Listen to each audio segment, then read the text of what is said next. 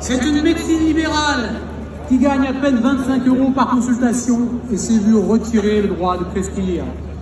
C'est une sécurité sociale qui rembourse de moins en moins et des mutuelles qui augmentent leurs tarifs près de 50% en 10 ans. C'est enfin le monde d'avant empire, avec une instrumentalisation de la crise sanitaire en politique de la peur pour mieux cacher la misère de l'hôpital et la défiance et la démobilisation du personnel de soins. Alors que notre pays chute inexorablement dans les classements comparatifs, les dépenses courantes de santé continuent à croître. Le quoi qu'il en coûte irresponsable du président, qui a en même temps augmenté la dette jusqu'à 3 000 milliards d'euros, sans être capable d'ouvrir un seul hôpital, ni même d'ouvrir des lits supplémentaires. Le financement de la santé, selon Emmanuel Macron, c'est la délégation de la gestion de crise à McKinsey.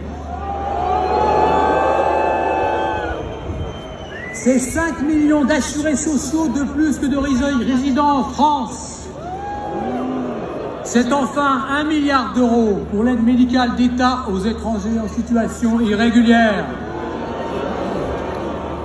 Les déserts médicaux touchent l'intégralité de notre pays. Les médecins traitants ne prennent plus de patients. Les femmes enceintes doivent parfois traverser tout un département pour donner vie.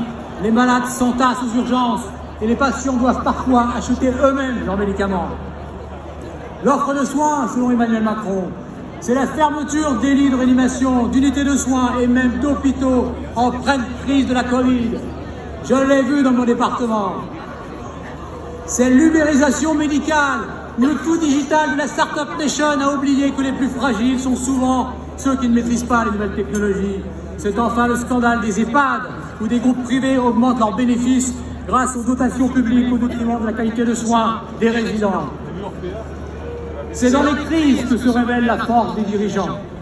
Cette pandémie aura été révélatrice de l'incompétence chronique d'un gouvernement hors sol. La déplorable saga des masques, des vaccins et le manque de lits d'hôpitaux resteront comme le symbole d'un amateurisme politique mortifère. Des conseils de défense aux états d'urgence sanitaires successifs, à coup d'injonctions traumatisantes d'experts non élus, ils ont réussi à gâcher la vie des Français. La gestion de la crise, selon Emmanuel Macron, fait la suite de la politique nuisible de la ministre socialiste Marisol Touraine, qui a fait